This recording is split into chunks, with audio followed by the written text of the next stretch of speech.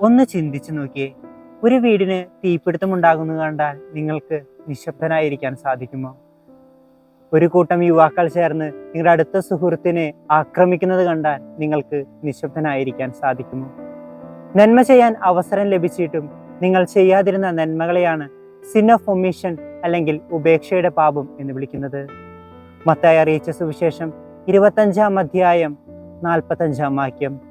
ഈ ചെറിയവനിലൊരുവന് നിങ്ങളിത് ചെയ്യാതിരുന്നപ്പോഴൊക്കെയും എനിക്ക് തന്നെയാണ് ചെയ്യാതിരുന്നത്. ശബ്ദമുയർത്തിയവർ മാത്രമേ ചരിത്രത്തിന്റെ ഭാഗമായിട്ടുള്ളൂ. അതിന് ഏറ്റവും നല്ല ഉദാഹരണമാണ് ഈശോയും മദർ തെരേസയും റാണി മരിയയും ഒക്കെ. നിന്റെ ഒരാളുടെ ശബ്ദം കൊണ്ട് സമൂഹത്തിൽ ഒട്ടനവധി മാറ്റങ്ങൾ വരുത്താൻ കഴിയുമെന്ന് നീ അറിഞ്ഞിരുന്നുവെങ്കിൽ നിനക്ക് നിശബ്ദത പാലിക്കാൻ സാധിക്കുമോ?